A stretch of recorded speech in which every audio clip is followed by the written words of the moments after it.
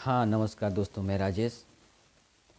हमारे यहाँ भारत देश में इस समय महाकुंभ का आयोजन चल रहा है और ये बड़े पैमाने पर इसका आयोजन हो रहा है। यहाँ से दुनिया के हर देश से लोग आ रहे हैं, भारत के कोने कोने से लोग आ रहे हैं और इसमें केवल भीड़ ही दिखाई देती है, जन सैलाब दिखाई देता है। यानी ये अनुमान लगाया जाता है कि मेला 45 दिन चलेगा और इसमें हर एक दिन 1 करोड़ लोग लगभग आएंगे लोग। वैसे तो जो पूर्ण तिथि है, जैसे खिचड़ी हो गया, अमावस्या हो गया, वहाँ उस दिन तो ज़्यादा भीड़ रहेगी। यानी अमावस्या के दिन अनुमान लगाया जा रहा है कि 8 से 10 करोड़ के लोग लगभग भीड़ रहेगी। यानी लोग आएंगे 8 से 10 करोड़ के लोग लगभग।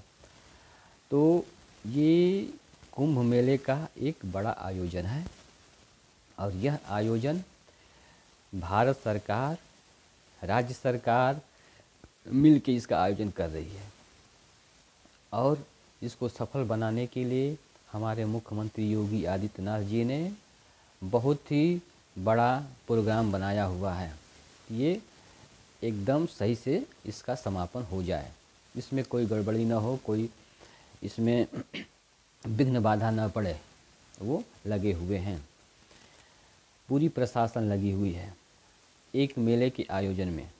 यह मेला कितना महत्व रखता है, यह मेला सदियों से चला आ रहा है। यह मेला जो भागीरथ जी ने तपस्या की थी उसी समय से 684 ईसा वर्ष पूर्व से ही ये मेला चला आ रहा है। तो इस मेले को संपन्न कराने में सरकार लगी हुई है। और वहीं पे जो चीन है, अपना प्रोडक्ट हर देश में, हर देश दुनिया के हर कोने में भेजने का प्लान किया हुआ है। उसका प्रोडक्ट बनाया हुआ सामान दुनिया के हर देश में, लगभग हर देश में वो अपना निर्यात करता है और उससे जो आमदनी होती है, उसकी आर्थिक जो स्थिति होती है वो सुधर रही है। यानी वो एक महाशक्ति बनने के कगार पे है। जो चीन है, हमारे देश में ही कई प्रकार के प्रोडक्ट का निर्यात करता है और हमारे देश ही नहीं, अमेरिका, फ्रांस, ब्रिटेन, दुनिया के अधिकतर देशों में वो अपना प्रोडक्ट निर्यात कर रहा है और उससे उसकी क्या होती है, उसकी जीडीपी बढ़ती है, उसकी और जो अर्थव्यवस्था है उसकी सुधरती है, बढ़ती है। और इससे अमेरिका भी घबराया हुआ है। जो चीन का अमेरिका में ज़्यादा निर्यात होता है, वो भी घबराया हुआ है कि चीन पे वो टैक्स लगाने वाला है। अपने यहाँ जो आयात करता है चीन से, उस पर टैक्स लगाया हुआ 60% टैक्स लगाने वाला है अमेरिका। अब यही मान लीजिए, जो दुनिया के शक्तिशाली देश अमेरिका है, उसके यहाँ चीन का प्रोडक्ट जा रहा है, लेकिन वहाँ के लोग न खरीदें, इसलिए वो क्या कर रहा है, 60% टैक्स लगाने के मूड में है कि वहाँ का जो सामान है वो बेचा जा सके। लेकिन चीन का क्या होता है, चीन का जो प्रोडक्ट होता है वो सस्ता होता है और बढ़िया होता है।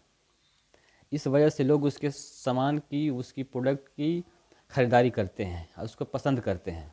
भारत में ही ज़्यादा अधिकांश क्या होता है, चीन प्रोडक्ट बिक रहा है, लेकिन भारत उस पर कुछ नहीं कर रहा है, उस पर टैक्स नहीं लगा रहा है।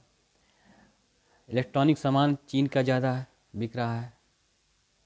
तो भारत ही नहीं, पूरी दुनिया में चीन छाया हुआ है प्रोडक्ट के मामले में, अपना निर्यात करता है। जो व्यापार घाटा जो व्यापार घाटा है हम लोगों के, यानी चीन से माल मंगाते हैं लेकिन वहाँ पे कम भेजते हैं, आयात कम होता है और निर्यात कम होता है। तो जब आयात अधिक होगा और निर्यात कम होगा तो वो व्यापार घाटा में आएगा वो देश। जैसे हमारे देश में मान जाइए कि यहाँ से चीन का निर्यात कम करते हैं, वो आयात ज़्यादा कर रहे हैं, वहाँ से ज़्यादा मंगा रहे हैं हम, तो यहाँ पे क्या होगा, यह व्यापार घाटा होगा। भारत का क्या होगा, व्यापार घाटा होगा। यानी अपने देश से माल कम भेज रहे हैं, दूसरे देश से ज़्यादा मंगा रहे हैं, तो ज़्यादा पैसा पेमेंट करना पड़ेगा। ठीक, तो ये व्यापार घाटा इसको बोलते हैं। वैश्विक स्तर पर ये व्यापार घाटा भारत में हो रहा है आपका। वैश्विक अनिश्चितताओं के कारण देश का वस्तु निर्यात दिसंबर 2024 में सालाना आधार पर 1% घटकर 38.1 अरब डॉलर रह गया है। निर्यात में यह लगातार दूसरे महीने गिरावट है। इस अवधि में आयात सालाना आधार पर करीब 5% से बढ़कर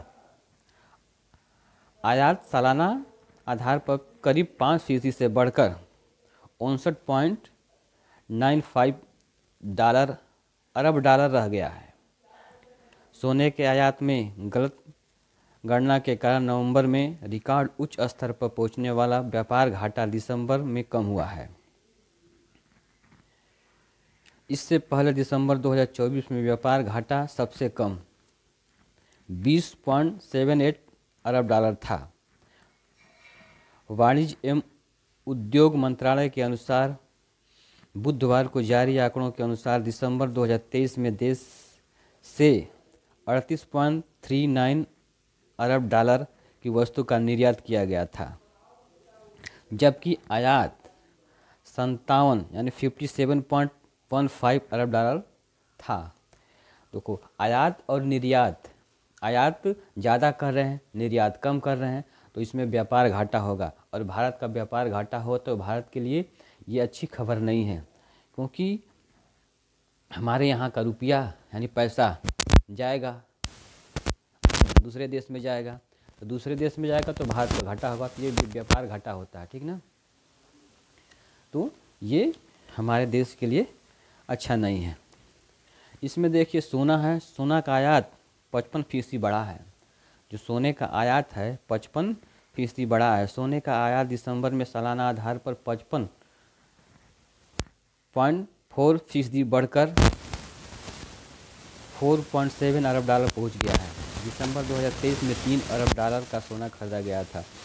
3 अरब डॉलर का सोना खरीदा गया था 23 में। तो ये घाटा हो रहा है व्यापार में, हमको क्या हो रहा है, घाटा हो रहा है। हम मेले में फंसे हुए हैं, मेले का आयोजन कर रहे हैं, बड़े भव्य कर रहे हैं। अरे मेले है तो मेला है, हमारे यहाँ भी मेला लगता है, गांव में मेला लगता है, लेकिन इतना ताम झाम नहीं होता है। मेला है, लगा है, ठीक है, ये हम लोग के रीति रिवाज या जो भी है, लेकिन इसके साथ साथ में हमें अपना ध्यान देना चाहिए। अपनी जीडीपी, अपने प्रोडक्ट बनाने में ध्यान देना चाहिए, बेरोजगारी दूर करना चाहिए, इस पे फोकस ज़्यादा करना चाहिए। तो अब जीडीपी है, जीडीपी क्या हो रही है, भारत की जीडीपी 6.8 वित्तीय वर्ष में चल रही है। अभी चौथी अर्थव्यवस्था भी नहीं, और हम लोग क्या कर रहे हैं, बनने के कगार पे हैं। और एक बात और है, दुनिया में हम कहाँ पे हैं, भूखमरी में कहाँ पे हैं, भूखमरी में किस पायदान पे हैं, अभी इंडेक्स आया था, पता चला है। तो इसको ध्यान में रखना चाहिए। और ये नहीं कि मेले में इतना लोग आए, कितने लोग आए, इतना लोग आए, इस पे हमको चौड़ा सीना नहीं करना चाहिए। ठीक है, लोगों की आस्था है, लोग मेले में आते हैं, तो इसका मतलब नहीं है कि इतने लोग आ गए तो हमें वाहवाही लूटना चाहिए। यही हो रहा है। अब देखिए, इसमें बेरोजगारी तो चरम सीमा पे है, ये तो किसी से छिपी नहीं है। तो बेरोजगारों के लिए इसमें भी एक अवसर है, लेकिन वो एक अलग तरह से अवसर है, लेकिन अवसर है। आप करोड़पति बन सकते हैं, कुंभ मेले में अरबपति बन सकते हैं। ये बेरोजगारों के लिए अवसर है। कैसे है, देखिए मैं समझा रहा हूँ आपको। हर एक दिन 1 करोड़ लोग आ रहे हैं मेले में, उसमें से आपको केवल और केवल 5 लाख लोगों से संपर्क करना है। 5 लोग से मतलब कि 1 करोड़ में आप 5 लाख नहीं कर सकते, तो इसका आधा कर सकते हैं, 2.5 लाख के लगभग। आप ऐसे स्थान पर बैठ जाइए जहाँ से लोग अधिकतर आ रहे हैं मेले में। तो 1 करोड़ में तो 2.5 लाख से लोगों से तो संपर्क कर ही सकते हैं। और मानिए कि 2.5 लाख लोगों ने आपको 1-1 रुपये दिया, 2.5 लाख लोगों ने आपको 1-1 रुपये दिया, तो एक दिन का 2.5 लाख हो जाएगा। और जब एक दिन